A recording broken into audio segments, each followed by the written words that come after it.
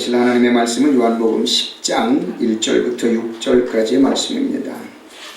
요한복음 10장 1절부터 6절까지의 말씀. 우리 김정숙 집사님이 봉독해 주시겠습니다. 봉독하겠습니다. 내가 진실로 진실로 너희에게 이르노니 문을 통하여 양의 우리에 들어가지 아니하고 다른 데로 넘어가는 자는 절도며 강도요 문으로 들어가는 이는 양의 목자라. 문지기는 그를 위하여 문을 열고 양은 그의 음성을 듣나니 그가 자기 양의 이름을 각각 불러 인도하여 내느니라. 자기 양을 다 내놓은 후에 앞서가면 양들이 그의 음성을 아는 고로 따라오되 타인의 음성은 알지 못하는 고로 타인을 따르지 아니하고 도리어 도망하느니라. 예수께서 이 비유로 그들에게 말씀하셨으나 그들은 그가 하신 말씀이 무엇인지 알지 못하니라. 아멘. 축원을 드립니다. 오늘의 말씀의 제목은 예수님의 마음은 어떠실까라고 하는 제목입니다. 저는 1996년도부터 2004년도까지 찬양 선교단을 구성을 해가지고 전국을 다니면서 찬양 집회, 찬양 부흥회를 하면서 찬양이 끝나고 말씀을 전하기 전에는 꼭 성도들에게 외치라고 한마디가 있습니다. 두 손을 불끈 쥐고 예수님 사랑해요 라고 3번씩 외치도록 했거든요. 찬양을 한참 불러서 마음문이 확 열린 뒤에 말씀 전하기 전에 예수님 사랑해요를 3번을 막 목이 터져라고 외치고 나면요, 성도들이 엄청 말씀으로 은혜를 받고 또 하나님의 은혜를 체험하면서 그날은 아주 성령의 충만한 역사를 체험했던 것을 가는 곳곳마다 제가 느꼈던 것을 기억합니다. 여러분 두 손을 가슴에 얹으세요. 그리고 오늘은 소리 안 질러도 돼요. 소리 안 질러도 되니까 두 눈을 조용히 감으시고 예수님 사랑해요를 저와 함께 5번을 이어서 작지만 힘있는 목소리로 그 대신 하나님을 정말로 사랑하는 고백으로 예수님 사랑해요를 5번을 함께 외칩니다. 시작. 예수님 사랑해요. 예수님 사랑해요. 예수님 사랑해요. 예수님 사랑해요. 예수님 사랑해요. 할렐루야. 감사합니다. 우리 하나님께 감사를 드립니다. 할렐루야. 제가 여러분들에게 예수님을 사랑합니다라고 고백하라고 하는 이유가 있습니다. 그것은 뭐냐면 오늘 본문인 요한복음 10장 1절부터 6절까지의 내용, 물론 요한복음 10장 1절부터 21절까지의 내용을 통해서 예수님께서 양의 문이 되신 것에 대한 전체적인 것을 이야기를 하십니다. 선한 목자여 당신이 양의 문이요 당신이 양을 지켜주시는 분임을 21절까지를 통해서 설명을 하면서 당신과 양들과의 관계를 설명을 하십니다. 그러면서 양을 이야기하고 양의 문을 이야기하고 예수님이 아닌 양의 목자인 것처럼 오는 자가 절도요 강도임을 이야기를 하시면서 당신만이 선한 목자임을 예수님께서 말씀해 주고 있는 것을 보게 됩니다. 그러면서 예수님께서는 양들을 하나하나 다 보면서 저 양은 어떻고 저 양은 어떻고 저 양은 어떻다라고 하는 것을 다 알고 계십니다. 그러면서 그 양들의 하나하나의 특성과 장점, 단점을 다 알고 계시기 때문에 그 양들을 살피고 양육하면서 하나님께서 하실 일을 꿈꾸고 그 양들이 하나님의 은혜를 힘입어야 될 것을 다 알고 계십니다. 그러면서 양의 문이 되시고 선한 목자가 되신 그 예수님께서 양들을 보시면서 어떤 생각을 하실까? 저는 오늘 이 특별한 설교의 제목을 가지고 저와 여러분들이 과연 예수님께서 비유하시는 양이라면 과연 우리를 바라보는 예수님의 마음은 어떠실까라고 하는 것에 대해서 한번 생각해 볼 수 있는 시간이 되길 원합니다. 첫 번째 예수님의 마음은 어떠실까를 생각해 보게 되면 첫 번째로는 전지하신 하나님의 아들이시면서 우리를 바라보는 눈이 어떠실까 하는 것에 대해서 한번 생각해 보기를 원합니다. 제자들을 바라볼 때 하나하나 특성과 장단점을 다 알고 계시는 예수님께서 그 양들을 바라볼 때 어떤 생각을 하실까? 어떤 마음이 드실까? 생각을 해봅니다. 예수님에게는 12제자가 있지요. 예수님의 12제자 중에 3명과 마리아에 대해서 우리가 한번 대표적인 사람들을 한번 짚어서 생각을 해보기를 원합니다. 예수님의 수제자였던 베드로를 예수님께서 볼 때는 무한한 사랑과 용서를 하시고 마지막에는 사명감을 부여해 주시는 것을 보게 됩니다. 우리는 베드로를 볼 때 너무나도 잘하는 사람이지요. 갈릴리 어부로서 배운 것이 없는 사람입니다. 우리들이 말 그대로 이야기하는 좀 쉽게 웃자고 하는 소리로 무식이 용감한 사람이지요. 무식이 용감하기 때문에 뭐든지 힘으로 해결하려고 하고 자기의 혈기로 해결하려고 했던 사람이 베드로입니다. 그런데 이 단순하면서도 단도직입적인 성격으로 인해서 많은 사람들에게 상처를 주기도 하고 예수님의 마음을 아프게도 했던 사람이 바로 베드로였던 것이지요. 그런데 베드로도 예수님을 향한 믿음의 고백만큼은 분명하고 철저했지요. 예수님께서 가이사랴 빌립보에 가서서 얘들아 다른 사람들이 나를 뭐라고 그러냐라고 이야기할 때 누구는 엘리야라고도 하고요. 누구는요 또 메시아라고도 이야기를 합니다. 그러면 너희들은 나를 뭐라고 그러냐 할 때 베드로가 이야기하죠. 마태복음 16장 16절에 주는 그리스도시요 살아계신 하나님의 아들이시니이다 라고 이야기를 할 때 예수님께서는 분명히 그에게 칭찬을 하십니다. 네 믿음의 고백이 너로 인하여 이런 것이 아니라 하늘에 계신 아버지로 인하여 네 믿음의 고백이 이루어진 것이기 때문에 네 믿음의 반석 위에 내가 교회를 세우리라 라고 하는 너무나도 확실한 축복의 말씀을 예수님께서 하시는 것을 보게 되죠. 이 일이 있고 난 뒤에 예수님께서는 모든 제자들에게 내가 십자가 사건을 감당하시기 위해서 고난을 당하게 될 것이고 그 고난을 당하기 위해서 유대인들에게 붙잡혀갈 거다라고 이야기를 할 때 베드로는 혈기 가득한 이야기를 하면서 이야기를 합니다. 주여 그리 마옵소서 이 일이 결코 주에게 일어나지 아니하리이다 라고 자기 자신이 예수님을 꼭 지켜줄 것처럼 이야기를 합니다. 그러자 예수님께서는 뭐라고 그러십니까? 사탄아 내 뒤로 물러가라. 너는 나를 넘어지게 하는 자로다. 네가 하나님의 일을 생각하지 아니하고 도리어 사람의 일을 생각하는도다 라고 이야기를 합니다. 예수님께서 이 땅에 오셔서 십자가 사역을 감당하시는 것은 인간적인 생각으로 볼 때는 너무나도 처참하고 어려운 일이지요. 어찌 하나님의 아들이시라면서 십자가에 달려 돌아가실 수 있습니까? 내가 모든 것을 다 지켜줄 수 있습니다 라고 하는 혈기 가득한 대답, 내가 무슨 일이든지 예수님 위해서는 다 할 수 있겠습니다 라고 정확하게 자신있게 이야기를 합니다. 그러나 예수님은 꾸짖습니다.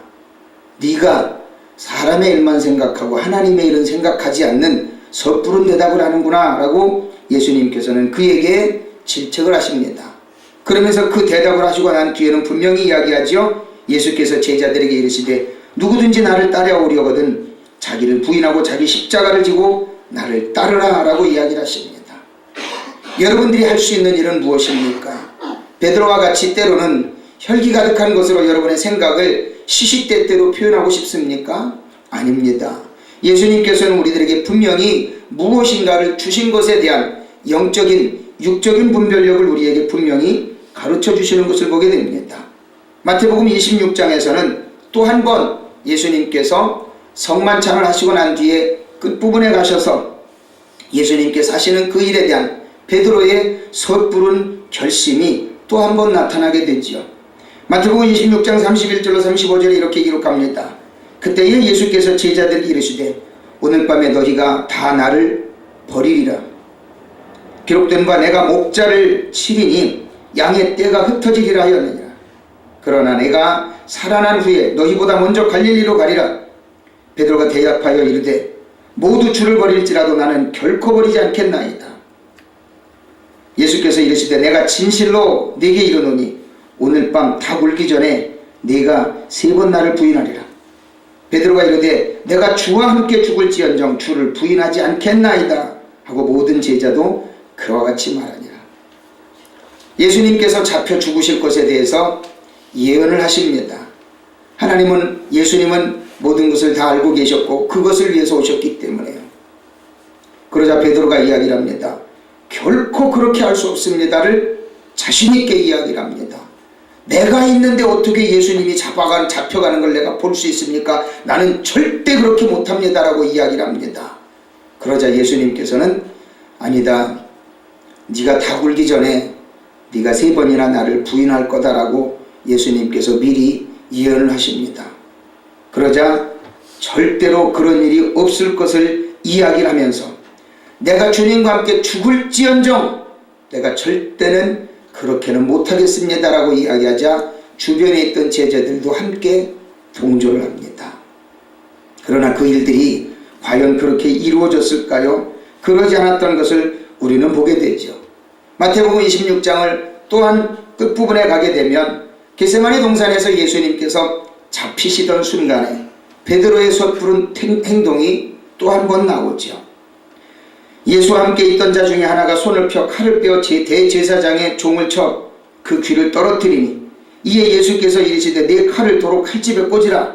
칼을 가지는 자는 다 칼로 망하느니라. 예수님께서는 말씀하십니다. 베드로는 혈기가 가득한 자였고 힘 있는 자였고 무엇이든지 잘한다고 생각하는 사람이었습니다. 자기가 호언장담했기 때문에 예수님께서 잡혀가시는 그 순간에 예수님이 잡혀가시는 것을 자기는 분명히 막을 수 있다 생각해서 군인이 가지고 온 그 칼을 빼앗아서 제사장의 귀를 칩니다. 그 귀가 떨어져 나갑니다. 예수님께서 말씀하십니다. 베드로야, 칼을 칼집에 넣어라. 칼을 가진 자는 칼로 망하느니라. 예수님께서 말씀하십니다. 그렇게 혈기방자하고 자신의 모든 능력을 과신했던 베드로가 과연 어땠을까요? 그는 예수님께서 대제사장의 뜰에서 신문을 받으실 때 그 신문 당하는 그 자체가 너무나도 처참했고 힘들었기 때문에 그 모습을 멀찌감치서 바라봅니다. 모닥불을 쬐는 곳에 조용히 가서 앉습니다. 누구에게 행여나 들킬까 조심조심해서 갑니다. 어떤 여인이 묻습니다. 당신도 저 사람의 제자지요? 아닙니다. 한참 후에 다시 한번 생각해 볼 때 이 사람이 분명히 예수님의 제자가 맞습니다. 다시 한번 묻습니다. 내가 당신을 본 것 같은데 당신은 예수님의 저 사람의 제자가 맞지 않소? 아닙니다를 이야기합니다. 26장 74절로 75절에 보게 되면 세 번째 묻습니다. 세 번째 물을 때 그가 저주하여 맹세하며 이르되 나는 그 사람을 알지 못하노라 하니 곧 닭이 울더라. 이에 베드로가 예수의 말씀에 닭 울기 전에 네가 3번 나를 부인하리라 하심이 생각나서 밖에 나가서 심히 통곡하니라. 내가 절대로 예수님을 떠나지 않겠습니다. 버리지 않겠습니다. 내가 예수님과 함께 죽을지언정 내가 예수님을 절대 버리지 않겠습니다 라고 호언장담했던 그 베드로의 용감한 모습. 예수님께서 겟세마네 동산에서 잡히실 때 칼을 빼어 예수님을 지켜보고자 휘둘렀던 그 용기는 과연 어디 갔을까요? 예수님께서 대제사장의 뜰에서 신문당하실 때 그때의 베드로는 그 이전의 모습과는 너무나도 다른 모습 아닙니까? 자기가 예수님의 제자라는 것이 밝혀지면 예수님과 똑같이 신문당하고 고초를 당할 것을 두려워하며 나는 예수님의 제자가 절대 아니라고 맹세하며 저주하며 그 여인을 저주하면서까지 나는 절대 아니라고 부인했던 그 베드로의 모습을 보면서 예수님께서는 그것을 과연 모르셨을까요? 아셨기에 너는 새벽닭이 울기 전에 네가 3번 나를 부인하리라. 이미 예수님께서는 그의 마음을 알고 계셨다라고 하는 겁니다. 이것을 알았을 때 베드로는 이것이 순간적으로 닭울음소리와 함께 자신의 잘못을 깨달았습니다. 그리고 베드로는 통곡하며 회개하며 우는 모습을 보게 됩니다.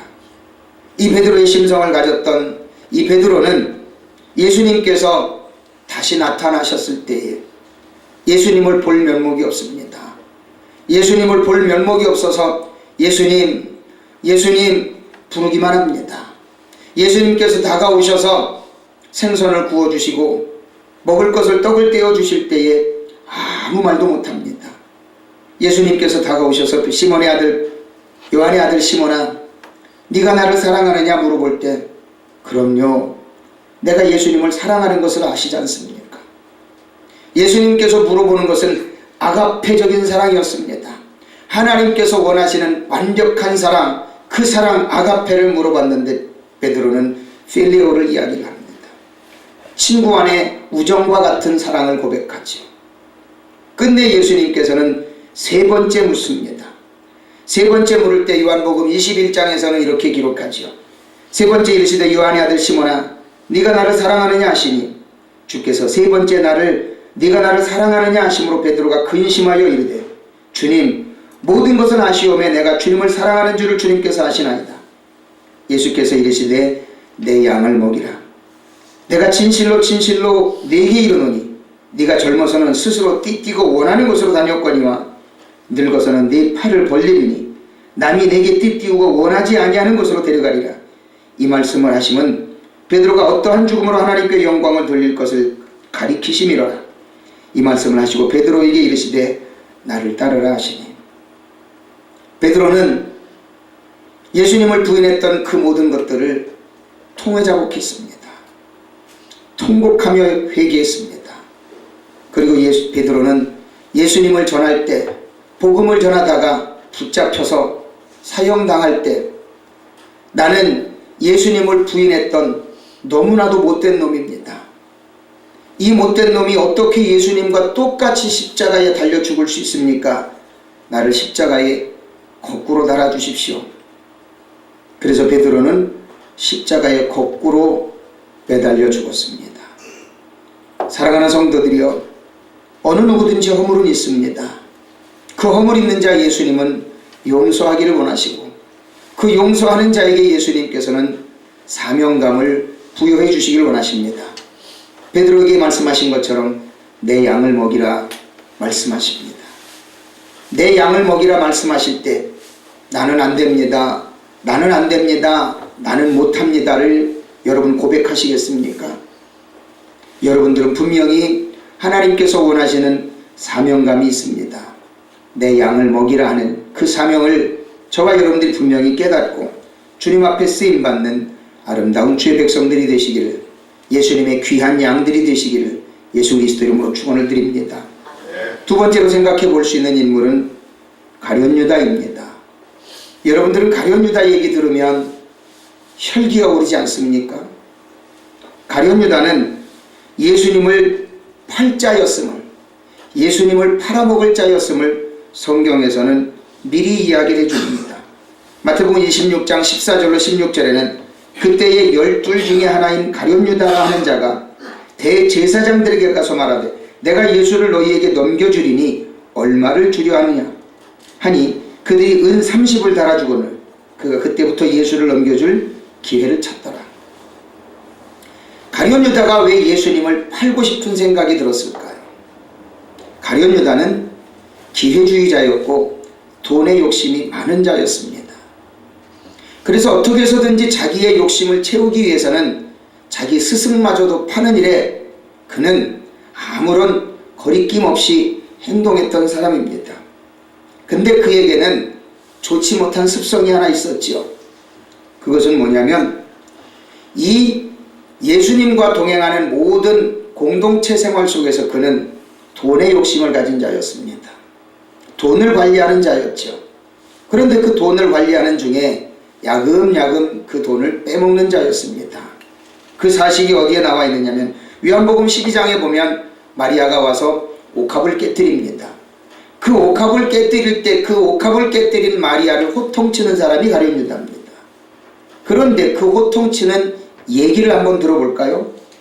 제자 중 하나로서 예수를 잡아줄 가룟 유다가 말하되 이 향유를 어찌하여 300데나리온에 팔아 가난한 자들에게 주지 아니하였느냐 하니 이렇게 말함은 가난한 자들을 생각함이 아니요 그는 도둑이라 돈꾀를 맞고 거기 넣는 것을 훔쳐가미로라. 예수님을 따르는 12 제자들 중에 금전 관리를 하는 유다였습니다. 그러면서 그는 금전 관리를 하면서 그는 그 돈을 조금씩 착복했던 것이지요. 공동체 생활을 하는 동안에 그는 모든 이들을 유익하게 해야 하는 금전적인 관리에 있어서 자기의 욕심을 채우는 자였습니다. 그의 심성 속에는 기본적인 것이 무엇이 있습니까? 도벽이 있었습니다. 남의 것을 몰래 훔치는 도벽이 있었지요. 이 도벽이 있었기 때문에 그는 돈을 벌기 위해서 예수님마저도 팔아먹고자 하는 그런 기회주의적인 생각, 돈 욕심이 그에게는 생겨났던 것입니다. 그런데 그것이 결국에는 누구에게 이용을 당합니까? 사탄에게 이용을 당합니다. 누가복음 22장 3절부터 6절까지는 이 가룟 유다가 예수님을 팔아먹게 된 이유가 개인적인 욕심을 누가 틈탔습니까? 사탄이 틈탔다고 기록합니다. 누가복음 22장 3절로 6절에 이렇게 이야기합니다. 12 중에 하나인 가룟신이라 부르는 유다에게 사탄이 들어가니 이에 유다가 대제사장들과 성전 경비대장들에게 가서 예수를 넘겨줄 방도를 의논하며 그들이 기뻐하여 돈을 주기로 언약하는지라. 유다가 허락하고 예수를 무리가 없을 때에 넘겨줄 기회를 찾더라. 평소에 가지고 있던 그 도벽을 가지고 사탄이 틈을 탄 겁니다. 그래서 그 사탄이 틈을 탐으로 인하여 예수를 팔아서라도 자기 주머니를 채우고 싶은, 자기 돈 욕심을 채우고 싶은 그 생각을 실천하는 과정까지 가게 됐던 겁니다. 사랑하는 성도들이여, 우리는 이 과정을 볼 때 우리는 주님 앞에 바꾸지 못한 행실, 주님 앞에 바르지 못한 행실이 있다면 우리는 분명히 바꿔야 합니다. 우리는 그 행실을 바꾸지 못할 때 우리는 주님의 영광을 체험할 수가 없다라고 하는 겁니다. 그러나 예수님께서는 이 가룟 유다에게도 회개의 기회를 주십니다. 이 공동체 생활을 하는 동안에 예수님께서 이 가룟 유다의 도벽을 알았을까요? 몰랐을까요?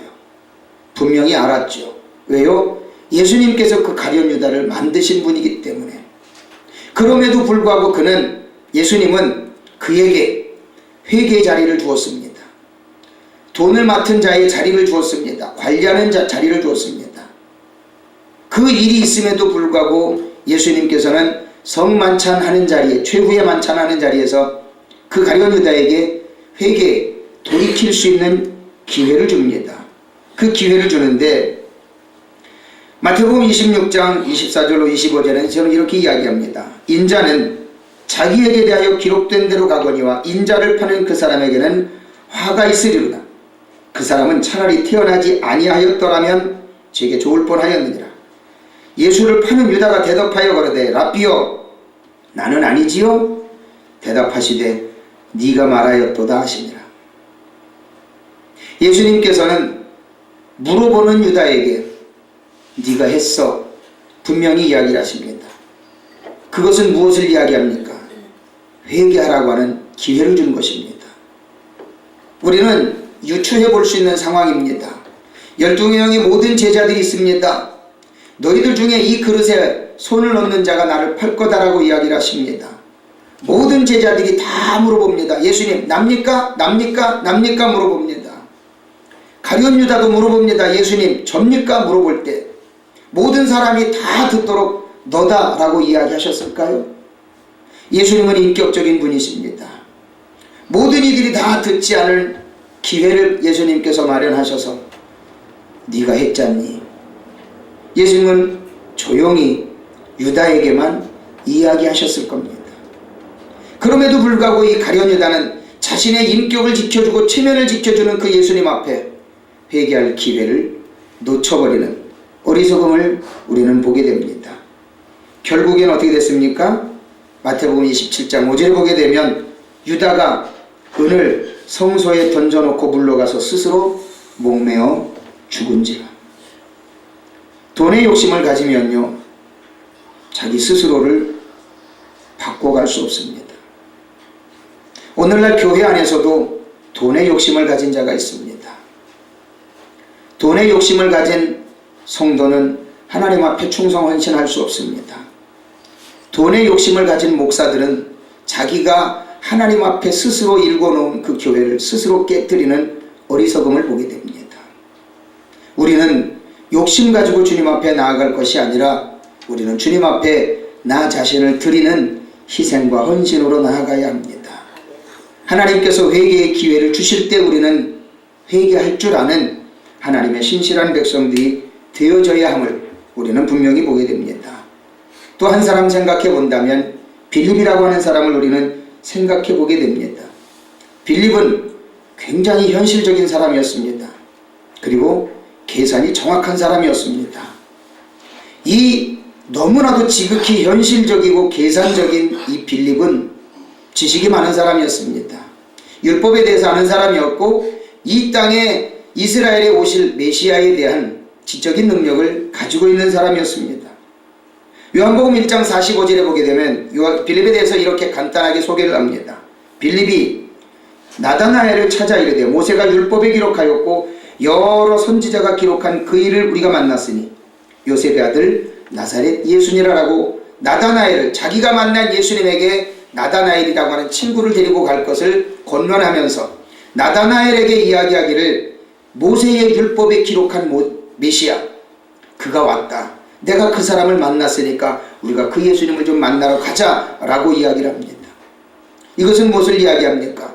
빌립은 성경적인 지식, 즉 율법적인 지식을 가지고 있는 자였기 때문에 이 땅에 메시아가 어떤 분이 오실지를 이미 알고 있었다라고 하는 겁니다. 그래서 그 빌립이 나다나엘 친구를 데리고 예수님께로 같이 가자고 함께 권면을 합니다. 그런데 이 빌립은 너무나도 지극히도 현실적이고 계산적인 사람이었죠. 자기 생각과 뜻에 안 맞으면 실천하기가 너무나도 어려운 사람이었습니다. 자기 계산에 안 맞으면 선뜻 나서기가 어려운 사람이었습니다. 이것이 어디에 나와 있느냐면 요한복음 6장에 보게 되면 예수님께서 보리떡 5개와 물고기 2마리로 5,000명, 남자만 5,000명을 먹이시던 그 사건 속에 빌립과 예수님의 대화 속에 이 빌립의 생활 모습이, 생각하는 모습이 그대로 담겨져 있는 것을 보게 됩니다. 요한복음 6장 5절로 7절에 예수께서 눈을 들어 큰 무리가 자기에게 오는 것을 보시고 빌립에게 이르시되 우리가 어디서 떡을 사서 이 사람들을 먹이겠느냐 하시니 이렇게 말씀하심은 친히 어떻게 하실지를 아시고 빌립을 시험하고자 하심이라. 빌립이 대답하되 각 사람에게 조금씩 받게 할지라도 200데나리온의 떡이 부족하리이다 라고 예수님에게 순간적인 계산 방식을 통해 계산을 해서 예수님께 보고를 합니다. 빌립이 생각하는 예수님은 메시아였습니다. 메시아라면 하나님의 아들이었고 이스라엘 백성들을 구원할 전능자로 오실 분이라는 것을 분명히 알았던 빌립입니다. 그런데 남자만 5,000명이라고 하는 수많은 군중을 앞에 두고 예수님께서 어떻게 하면 이 백성들을 굶기지 않고 밥을 먹일까? 라고 예수님께서 빌립에게 물어봅니다. 예수님은 그 물어본 의도가 뭐였다고요? 빌립을 시험하고자 하였더라. 빌립은 어떻게 대답합니까? 아니나 다를까 이 많은 무리를 먹이려고 생각한다면 200데나리온 가지고도 모자라겠는데요 라고 하는 순간적인 계산이 나옵니다.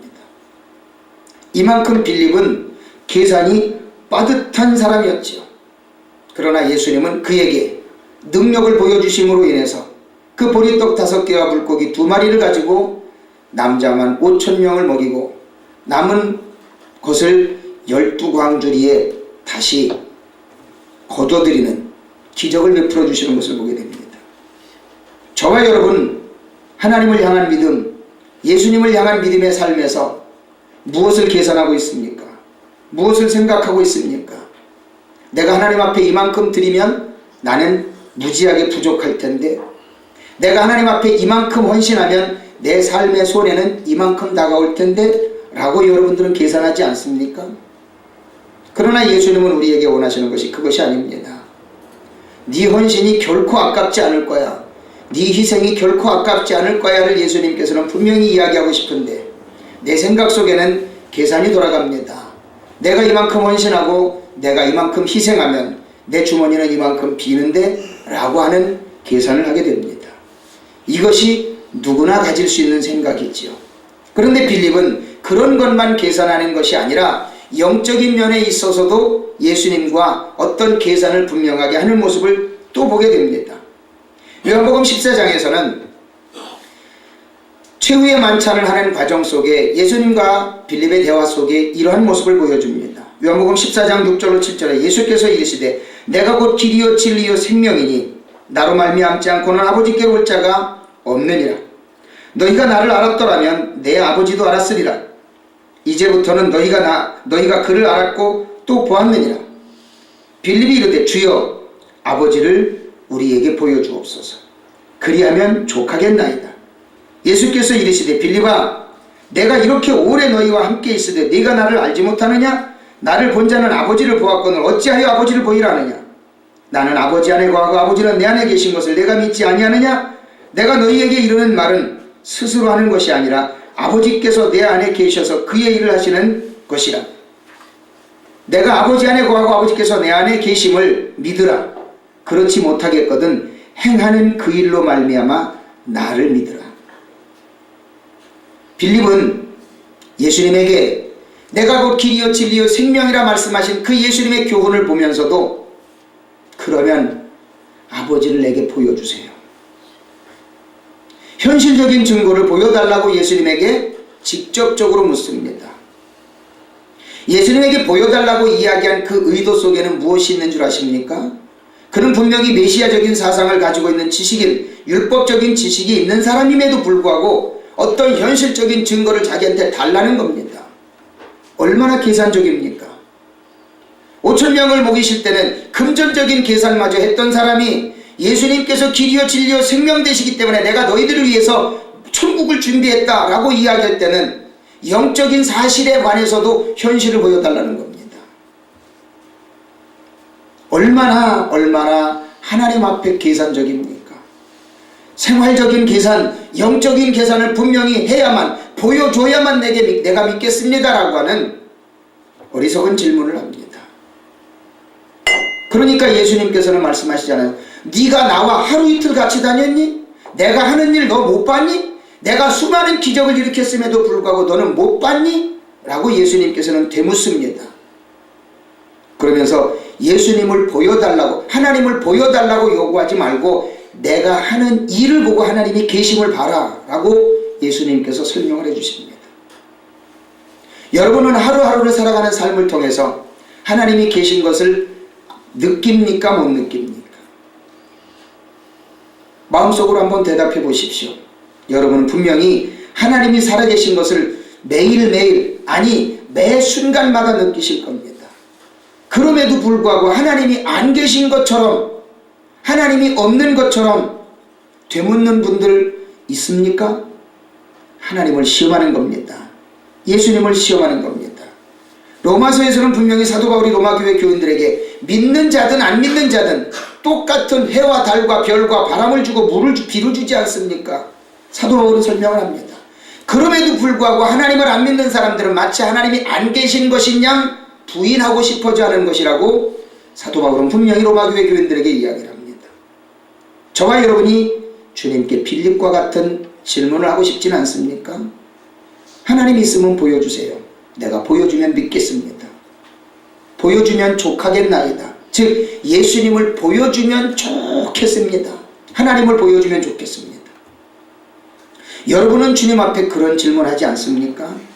저와 여러분은 하나님 앞에 보지 않고 믿는 믿음을 보여드리는 신실한 분들이 되시기를 예수 그리스도 이름으로 축원을 드립니다. 한 사람 더 소개합니다. 마리아라고 하는 여인입니다. 마리아라고 하는 여인은 자신의 희생과 헌신이 온전하게 주님 앞에 드려지기를 아낌없이 헌신했던, 실천했던 너무나도 귀중한 여인입니다. 성경에 이어지는 여러 가지 이야기들을 유추해 볼 때 그는 하나님 앞에 또는 세상 앞에 깨끗하지 않았던 삶을 살았던 것을 우리는 생각해 볼 수 있습니다. 그럼에도 불구하고 이 마리아는 예수님을 만난 그 기쁨을 통해 자기가 예수님을 만나서 영생을 얻고 하늘나라에 대한 모든 것을 안 그 기쁨을 자기는 어떻게 해서든지 표현하고 싶었던 너무나도 영적으로 깨끗한, 물론 삶에 있어서는 그 과거가 깨끗하지 못했다 할지라도 예수님을 만나고 난 뒤에, 예수님을 체험하고 난 뒤에는 그 예수님과의 모든 관계 속에서 영적인 은혜를 어떻게 해서든지 갖고 싶은, 영적으로는 어느 누구보다도 깨끗한 여인이었습니다. 그래서 그 예수님을 만나는 그 자리에서는 자신의 모든 것을 아낌없이 드리고 싶었습니다. 마태복음 26장에는 이 대목이 나옵니다. 예수께서 베다니 나병 환자 시몬의 집에 계실 때에 한 여자가 매우 귀한 향유 한 옥합을 가지고 나와서 식사하시는 예수의 머리에 부으니, 요한복음 12장 3절에서는 예수의 발에 붓고 자기 머리털로 그의 발을 씻으니라고 표현됩니다. 제자들이 보고 분개하여 이르되 무슨 의도로 이것을 허비하느냐? 이것을 비싼 값에 팔아 가난한 자들에게 줄 수 있었겠소다 하거늘 예수께서 하시고 그들에게 이르시되 너희가 어찌하여 이 여자를 괴롭게 하느냐? 그가 내게 좋은 일을 하였노라. 가난한 자들은 항상 너희와 함께 있거니와 나는 항상 함께 있지 아니하리라. 이 여자가 내 몸에 향유를 부은 것은 내 장례를 위하여 함이니라. 내가 진실로 너희에게 이르노니 온 천하에 어디서든지 이 복음이 전파되는 곳에서는 이 여자가 행한 일도 말하여 그를 기억하리라 하시니라. 한 옥합이라고 하는 300데나리온 값어치는 그때 당시에 이스라엘의 평민 노동자들이 1년 내내 일을 하면서 하나도 안 쓰고 1년 동안 모으는 금액이 바로 300데나리온입니다. 이것을 가지고 이 귀한 향유를 마리아는 그대로 깨서 마태복음에는 예수님의 머리에 부었다라고 이야기를 합니다. 요한복음에서는 그것을 예수님의 발에 붓고 자기의 긴 머리털을 풀어서 예수님의 향유를 부은 그 발을 자신의 머리로 닦았다라고 이야기를 합니다. 사람의 발을 닦는 것은 그때 당시의 유대인들의 풍습 중에는 가장 천한 자가 손님의 발을 닦아주는 겁니다. 그것도 물로. 하인 중에 최하급에 있는 하인들이 하는 행동이었습니다.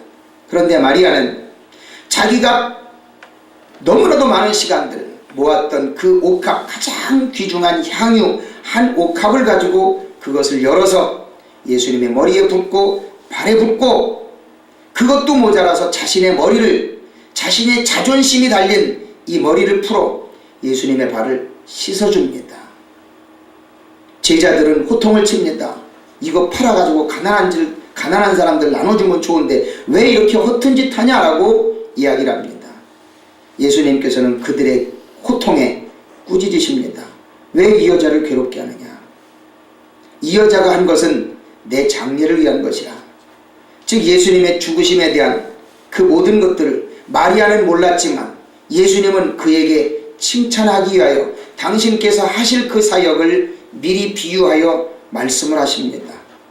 그러면서 이 여인이 한 행동은 결코 값어치 없는 행동을 한 것이 아니라 자신의 최고의 희생과 헌신을 나에게 한 것이다라고 이야기를 하시면서 내가 앞으로 죽고 난 뒤에 구원의 은총이, 구원의 복음이 전해지는 곳곳에는 이 여자의 이 모든 헌신이 함께 전해지길 원한다라고 예수님께서는 축복의 말을 하십니다.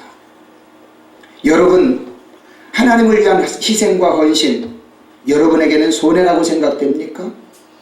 하나님을 향한 희생과 헌신, 사랑하는 성도들을 위하여 하는 희생과 헌신, 여러분들은 헛수고라고 생각합니까? 여러분들에게는 노고라고 생각합니까? 아닙니다. 예수님은 분명히 이야기를 하십니다. 이 마리아의 희생과 헌신, 자기 자존심에 머리를 풀어서 주님의 발을 닦는 그 모든 헌신까지도 예수님께서는 귀하게 보셔서 복음이 전해지는 모든 곳에 이 여인의 희생이 함께 전해지기를 예수님께서 함께 선포하셨던 것을 보게 됩니다. 우리 마리아 집사님 이름 잘 지으셨어. 잘 바꾸셨어요. 주일마다 성도들을 위해서 자기 드러내지 않고 저렇게 헌신해 주는 게 얼마나 곱고 아름답습니까? 마리아의 그 모습이 바로 여기 앉아있는 마리아의 모습입니다. 사랑하는 성도들이여, 예수님께서는 이 모습을 우리에게 원하시는 겁니다. 이것은 마음에서 우러나오는 헌신입니다.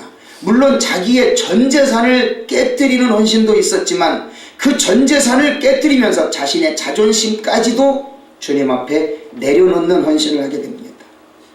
나는 예수님 사랑하되 내 자존심은 못 내놔 라고 생각하는 분들이 있어요. 나는 예수님 믿고 구원받았어. 근데 나는 희생과 헌신할 때 내 자존심은 못 내려놔라고 생각하는 분들이 있습니다. 이것은 결코 주님 앞에 올바른 헌신이 아닙니다. 그 자존심을 내려놓지 못해서 예수님과의 관계가 완전해지지 못한다면 얼마나 안타까운 일입니까? 우리는 주님 앞에 무엇을 원하는가, 주님께서 우리에게 무엇을 원하는가를 이해하고 따르는 저와 여러분들이 되시기를 예수 그리스도의 이름으로 축원을 드립니다. 예수님의 마음은 어떠실까를 생각해 본다면 네 사람의 예를 들어서 우리가 한번 생각해 봤던 이것을 통해서 바로 예수님께서 제자들을 바라볼 때 얼마나 안타까웠는가를 한번 생각해 본다면 우리는 예수님께서 양을 위해 헌신하시는 그 모습을 우리는 분명히 보게 됩니다. 오늘 본문 요한복음 10장 9절부터 11절까지는 이야기를 합니다. 내가 문이니 누구든지 나로 말미암아 들어가면 구원을 받고 또는 들어가며 나오며 꼴을 얻으리라. 도둑이 오는 것은 도둑질하고 죽이고 멸망시키려는 것뿐이요 내가 온 것은 양으로 생명을 얻게 하고 더 풍성히 얻게 하려는 것이라. 나는 선한 목자라. 선한 목자는 양들을 위하여 목숨을 버리거니와 라고 이야기를 합니다. 예수님은 선한 목자이십니다. 그래서 우리 양들을 지키기 위해서 목숨을 버린다라고 예언하셨고 그 예언을 실천하시기 위해서 십자가에 죽어주셨습니다.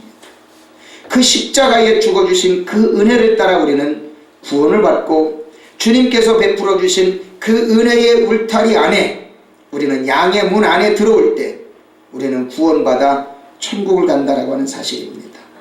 저와 여러분들이 그 울타리를 벗어나게 되면 주님께서는 여러분들을 지켜주실 수가 없습니다. 그 유혹에서 우리는 분명히 나 자신을 지켜야 된다라고 하는 사실을 깨달아 하시길 바랍니다. 왜 그럴까요? 우리가 그 울타리를 벗어나지 말아야 되는 이유가 있습니다.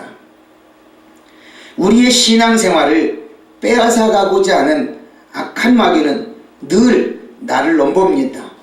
베드로전서 5장 8절로 10절에는 분명히 기록하지 않습니까?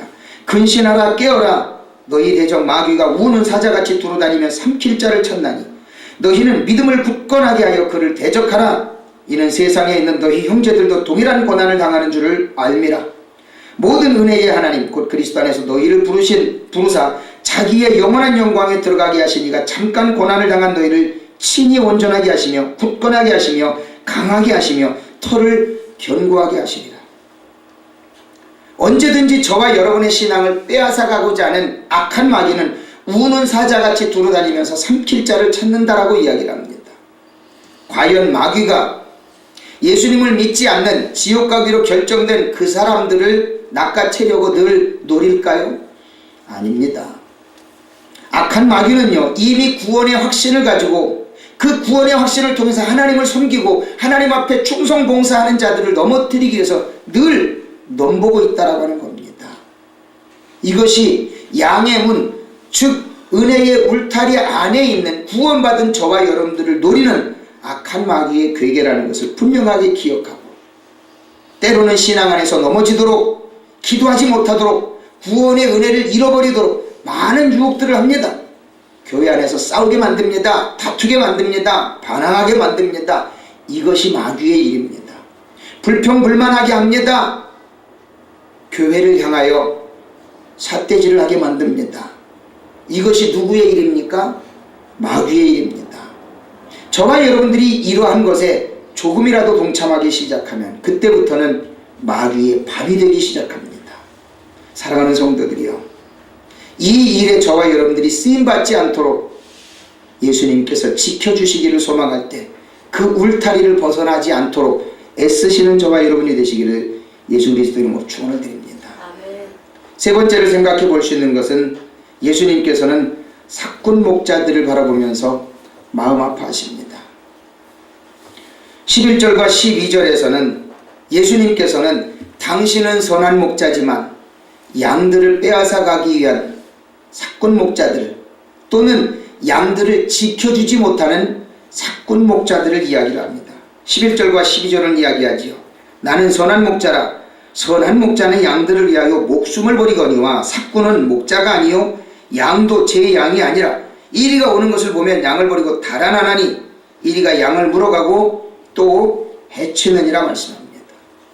예수님께서 왜 당신 자신은 선한 목자요, 그렇지 않은 자는 삭군 목자라고 이야기를 하실까요?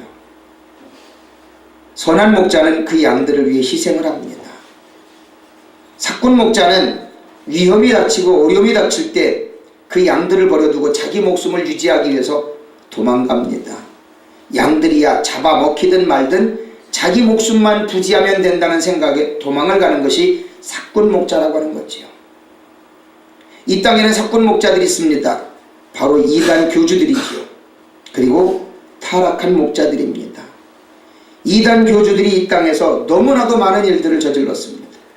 1992년도에는 예수님께서 몇 월 며칠 날 오신다고 얘들아 흰옷 입고 어느 날 몇 시에 다 모여라 그래가지고는 다 모여갖고 매스컴까지 다 모였었습니다.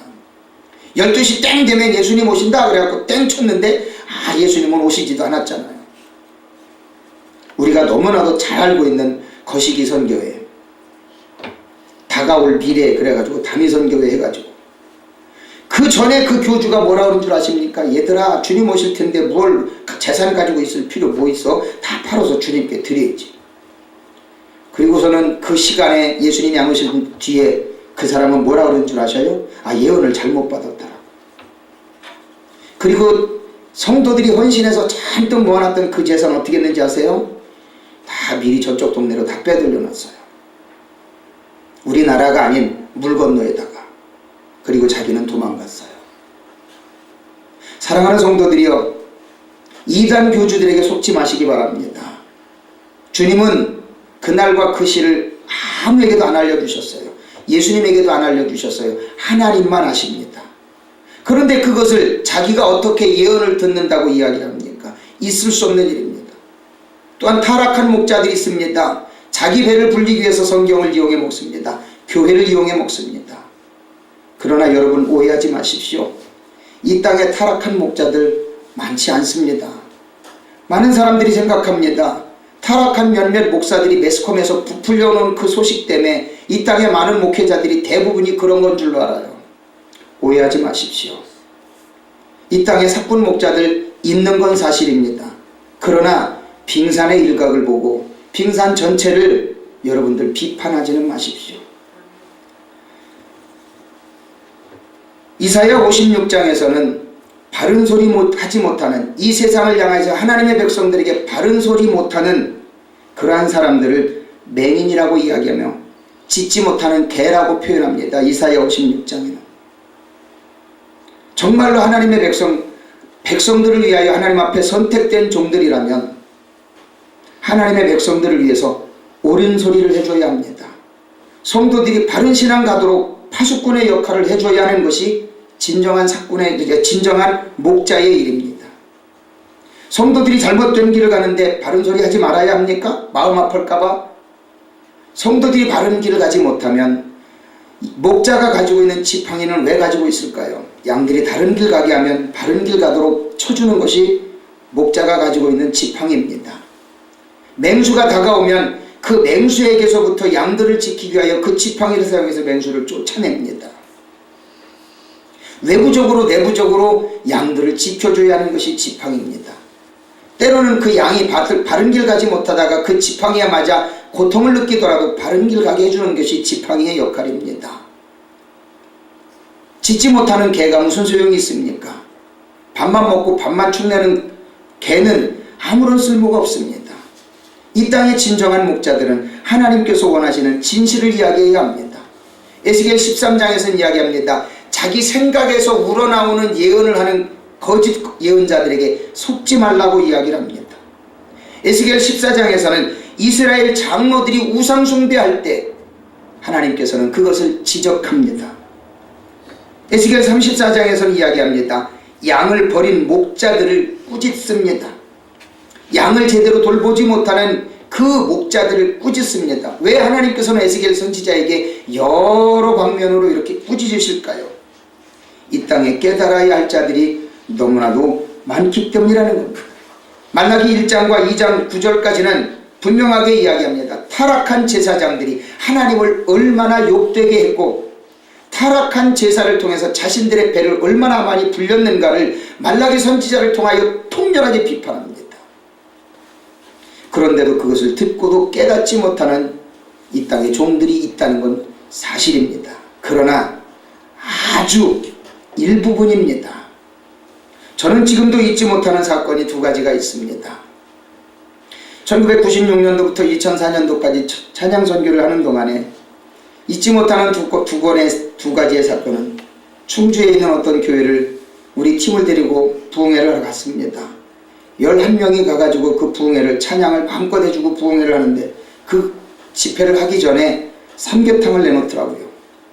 11명분의 삼계탕을 그 좁은 개척교회 2층 상가 건물에서 임대를 해가지고 하는 그 교회에서 직접적으로 끓여가지고 그걸 주는데 얼마나 번거로웠겠습니까? 근데 그걸 먹으면서 들은 이야기는 임대료가 몇 달치 밀렸다는 거예요. 그럼에도 그 어려운 형편 속에서 우리 담원들 11명의 삼계탕을 끓여주는데요. 그 아픈 마음을 가지고 그 삼계탕을 먹어 얼마나 마음이 아팠는지 모릅니다. 하나님의 은혜를 전하기 위해 오는 하나님의 사람들을 자신들은 최선을 다해서 대접한다고 임대료가 몇 달치 밀려있는 상황 속에서 자신들의 것을 다 털어서 그 무더운 여름에 삼계탕을 해주는데요. 그 삼계탕을 눈물과 함께 삼켰다는 것 아닙니까?